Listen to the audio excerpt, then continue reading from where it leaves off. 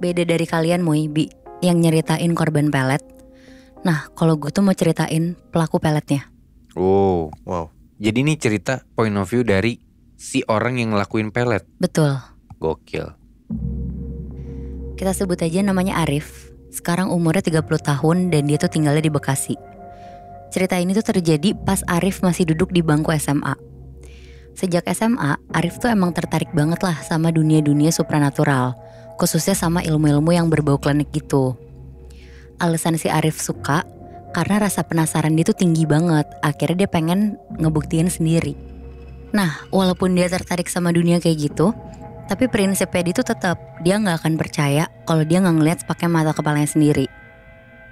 Oke, jadi mulainya ini tuh dia kenalan sama ada cowok namanya Haris. Haris ini tuh tukang bangunan, asalnya tuh dari pesisir ujung Jawa Timur. Oke. Dan kerjaannya dia tuh ngerenovasi sebuah ruko di dekat rumahnya si Arif. Oke. Untuk umurnya mereka berdua tuh gak jauh beda. Haris cuma 2 tahun lebih tua dari si Arif. Tapi dia tuh putus sekolah, jadi cuma sampai tamatan SMP aja. Singkat cerita, Arif tuh jadi sering mampir nih ke rukonya si Haris.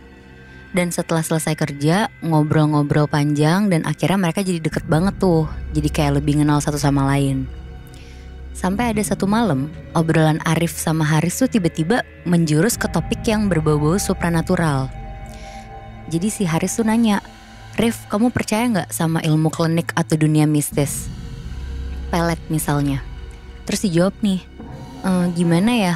Ya percaya gak percaya sih, cuma pernah denger aja. Tapi gak pernah ngeliat langsung, jadi masih 50-50 deh." Terus si Haris tuh bilang, "Ya udah, gimana kalau gue ngebuktiinnya depan muka lo?" Terus si Arif tuh kayak kaget kan, terus dia ngomong, "Oh ya udah boleh, kalau emang kebukti di depan mata kepala gue bisa, berarti gue percaya nih kalau ilmu itu emang ada." Nah akhirnya si Haris ngerencanain waktulah dia buat ngebuktiin ke Arif. Singkat cerita, hari yang dinanti-nanti mereka tuh datang. Arif sama Haris sepakat buat iseng-iseng pergi ke satu mall. Akhirnya mereka duduk di food court dan mereka mesen 2 gelas kopi. Terus si Haris bilang, "Rif, lo lihat kan 2 cewek yang lagi duduk di meja food court paling pojok?" "Iya gue lihat, kenapa emangnya?" Dan emang si Arif tuh ngeliat di meja pojok itu tuh ada 2 cewek, lumayan cantik-cantik, terus lagi asik ngobrol lah di meja makannya. Oke. Nah terus si Haris tuh ngomong, "Gue ngincer yang baju merah itu, lo lihat ya, jangan kedip." Terus Arif ngeliat tuh, mulutnya Haris kayak komat kamit setengah bisik-bisik gitu, kayak lagi ngebaca mantra.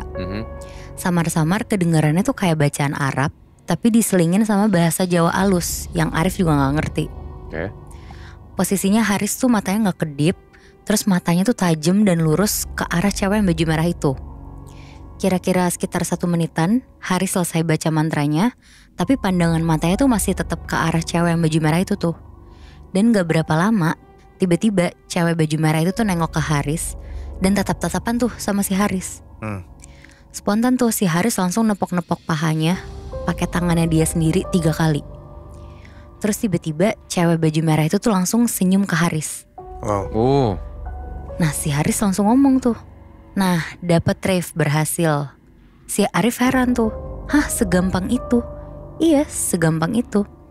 Terus si Haris juga nambahin nih, dia bilang, "Lo lihat ya, gue akan datengin mejanya. Kalau gue langsung balik lagi ke sini, berarti gue gagal.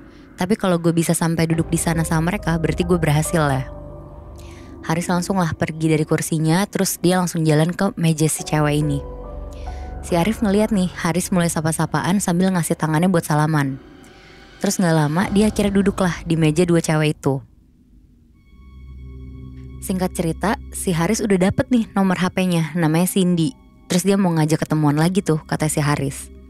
Akhirnya di situ Arif percaya kan sama Haris, dan mereka langsung keluar lah langsung dari food court itu.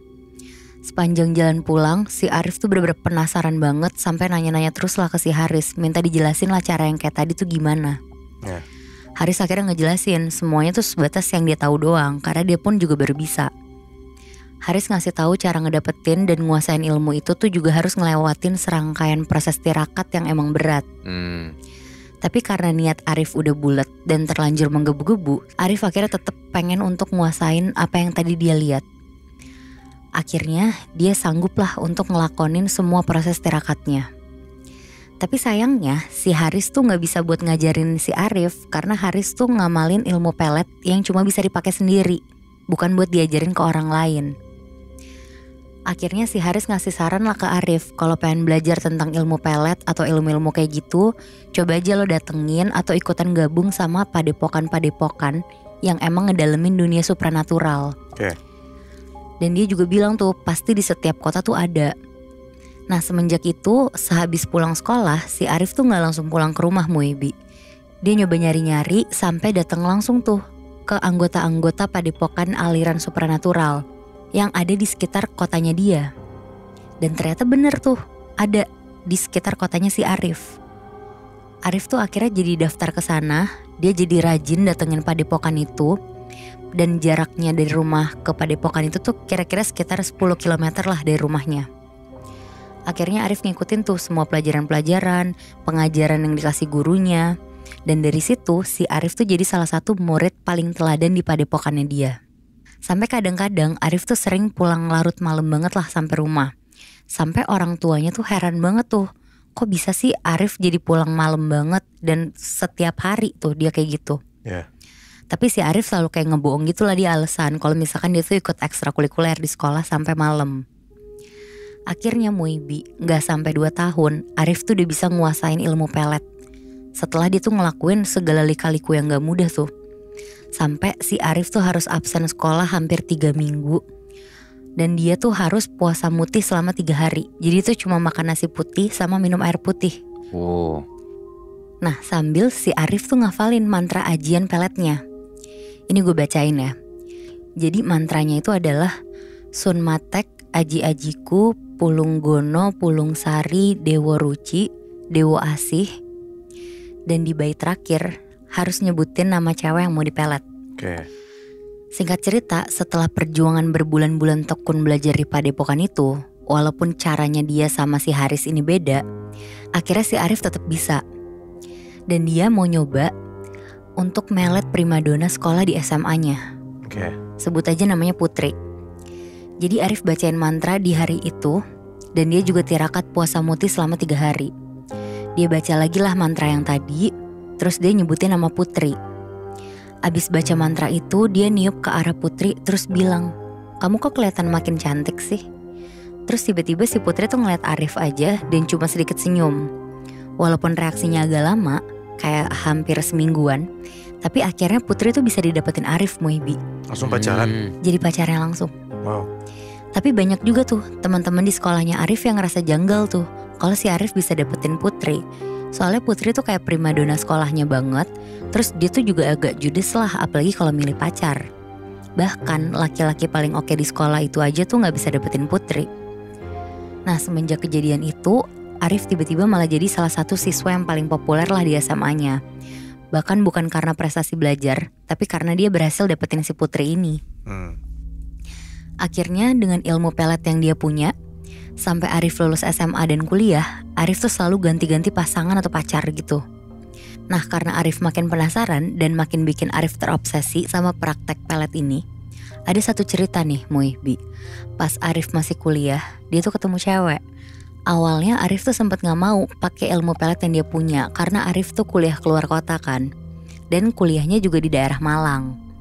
Jadi cewek ini juga kuliahnya satu kampus sama si Arif. Dan cewek ini tuh dari Bali. Sebut aja namanya Dini. Dini tuh cantik, kulitnya putih, rambutnya panjang hitam. Dan dia tuh tergolong mahasiswa yang lumayan pinter.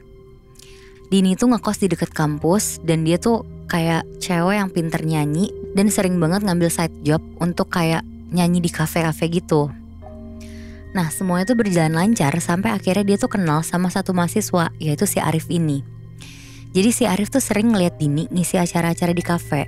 Dan inisiatif lah nawarin untuk ngisi acara internal organisasinya si Arif ini di kampus.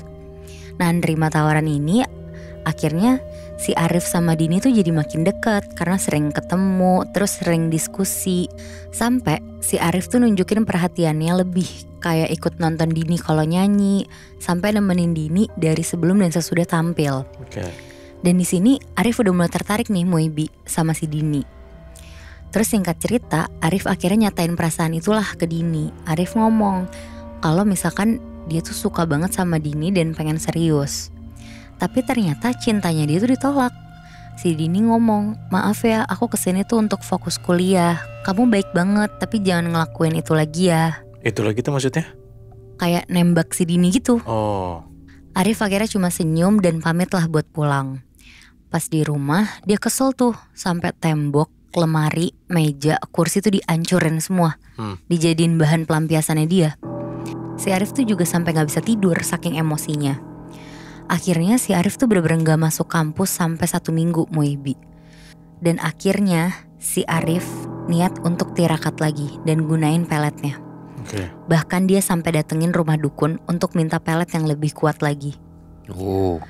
Seminggu setelah kejadian itu, pas Dini datang ke kampus, malam-malamnya pas dia ngeliat Arif, dia tuh ngerasa kayak halu gitu. Tapi setiap malam, bener-bener setiap malam, dia tuh selalu mimpi lagi liburan atau pergi sama Arif.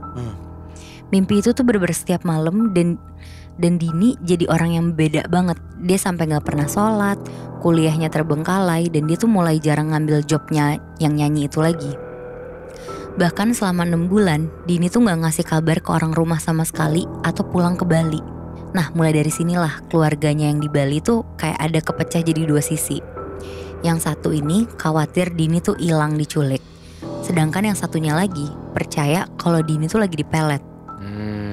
Jadi keluarga yang ngira dia diculik langsung berangkat tuh ke Malang buat nyari Dini di sana.